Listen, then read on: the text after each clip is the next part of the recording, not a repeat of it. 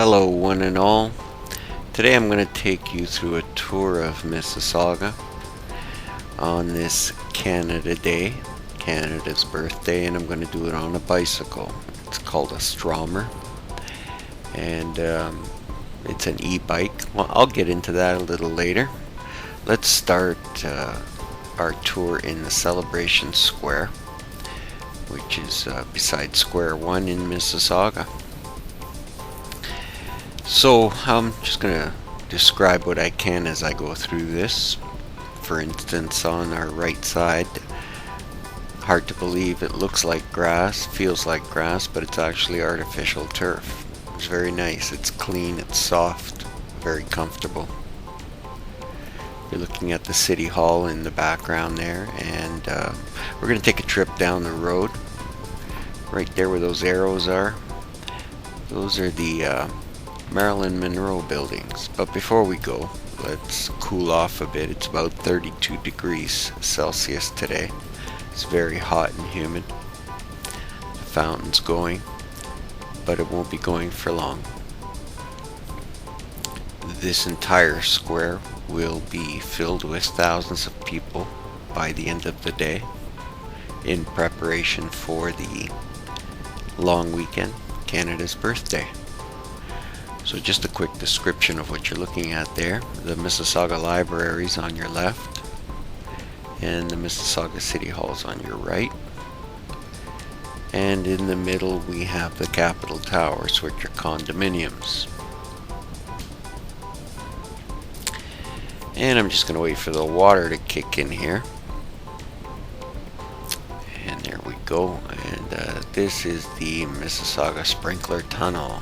I'm going to go through here before it subsides, then I'll get totally soaked. Yep, looks like I'm going to make it. There we go. Alright, let's take a ride down the street here. I don't know why, but on the right side you can see the screen. It doesn't react properly under the camera's filming. That's not the way it actually looks. It's a very clear picture actually. But we're going to go visit the Marilyn Monroe buildings, also known as 60 Absolute. It's a rather unique, unusual design. It's a landmark in Mississauga, and it's located on the corner of Burnhamthorpe and here, Ontario.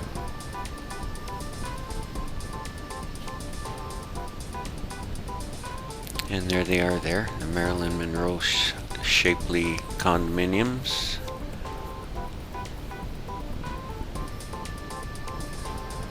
It is a nice design. Let's get in a little closer underneath. Take a look at some of the artwork here and take a look at the building from a different angle.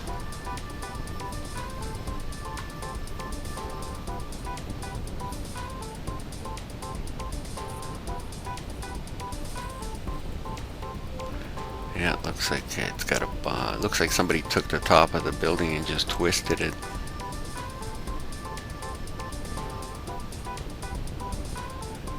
City of Mississauga is very well kept, clean, modern, and it has these excellent parks all over the place, like the Cullum Trail here.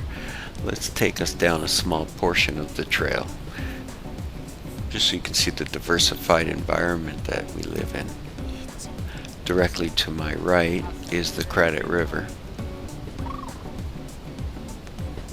And again, this is called the Cullum Trail. And we'll just do portions of the trail as we go through this tour.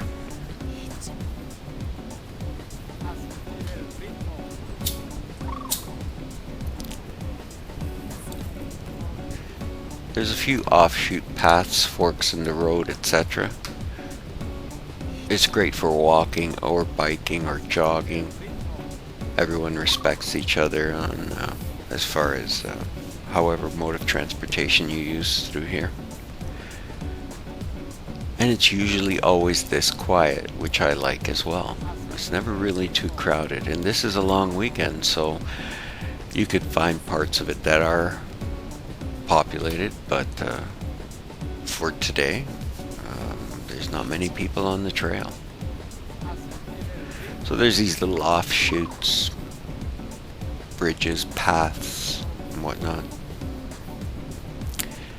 I actually found myself lost in this park one day because I took a trail that was, I went off the beaten path onto this trail, and I found myself deep in the woods.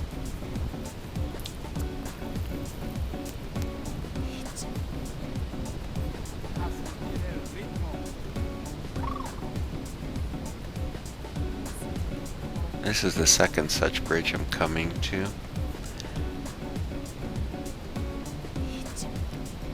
And I'm traveling south.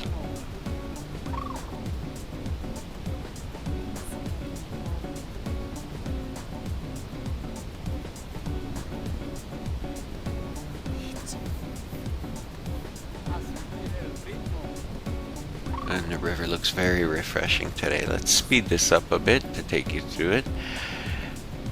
Just a little quicker.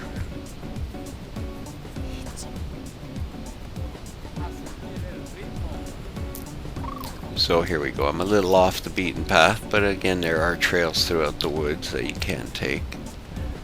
This one eventually turns into a walking trail, and I just got off the trail and went on to Burnhamthorpe Road.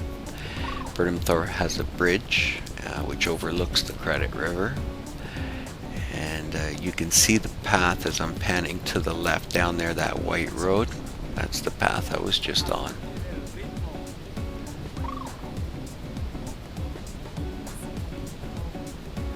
This is a nice long bridge along Burnhamthorpe, well designed. Has a stone wall on one side and a fence on the other. And now we're looking at the north side view. I cross the street. It has these viewing points built into the bridge. It's a very picturesque forest and river, and there's my bike.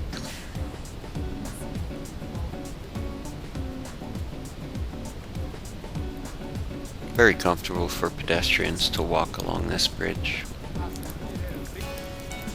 Okay, we're back at Celebration Square to see the preparation for Canada Day as vendors come in, and they have stopped the fountains on the pool. I'm not sure if I should call it a pool, and that's just to dry it out for today. People are setting up their spots. So they're going to let the sun dry it out for the rest of the day.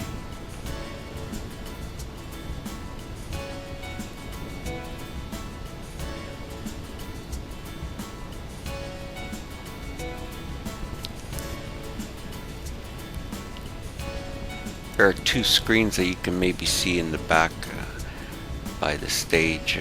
I'll get another shot at them, but again, they're flashing strange for some reason. When I film them, they do that. I guess it's the interval of the snapshots. Very sunny, bright, beautiful day. Not a cloud in the sky yet. They do come and go. There are parts where there are skies. And as I made mention, this entire square will be filled with thousands of people by this evening or this afternoon. And I'll barely be able to move in there. I probably won't go too deep into the crowd. So this is the Sheridan College campus, which is directly beside the Square One area and the Celebration Square. It's a new campus that just opened this year.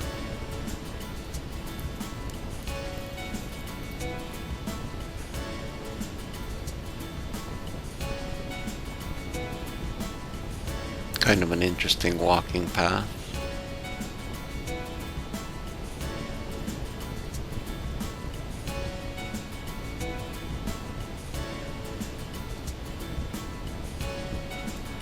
There's a little patio out here if you want to grab a coffee, and it's built for the students. Well, it's built for the public.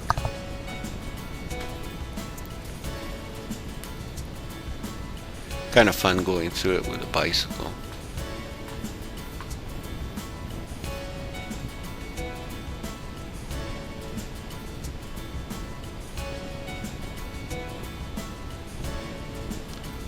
Now, it's been a very long time since I've been on a bicycle, and I decided to get green and get outdoors this summer, and I'm glad I did. Let's talk about this bicycle. It's called a Stromer. It's the first one to reach into Ontario, and it is built and designed in Switzerland. Sorry, it's designed in Switzerland. These are the Schwalbe tires with the reflective rims. It's got hydraulic disc brakes, Shimano 27 gear system. Put a backpack rack on it for carrying things such as the charger, because this is an e-bike, an electric bike. Right there's the battery housing. The battery housing pops out, the battery slides along the rails. This is where you plug it in to charge it, and that's a button you would push to open the door. Why don't we take a look at that? It's a key lock mechanism. Just pop it in,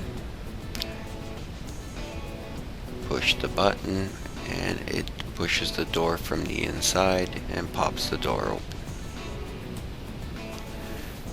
And now the battery just slides out. It doesn't rattle on the inside of the bike or anything. It's got some heft to it. It's got a little weight.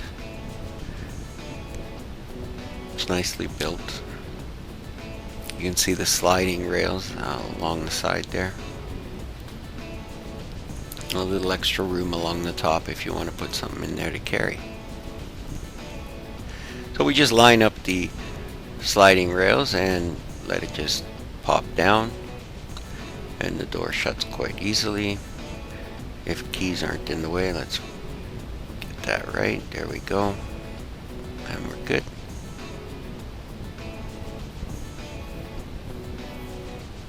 It's a very heavy bike because of all the magnets and everything. This is the computer that controls the unit. You push it for 2 seconds to turn it on. So there are several different settings. You can put it into eco mode. You can go into city mode, tour mode, and power mode by pushing the plus sign. There we go. Power mode obviously uses all the juice, or quicker. Now, as you can see, there's no throttle on this bike as there is on most e-bikes. It is all controlled here on the computer. The way the computer works is you adjust the setting of assist that you want through the plus sign, and that is, let's say I want 70% assistance, and what it'll do is assist my pedaling. It'll sense 70% of the pressure I put in, and then the 600 watt motor will kick in. So let's do a little bit of off-road hill climbing. Okay, let's get out there.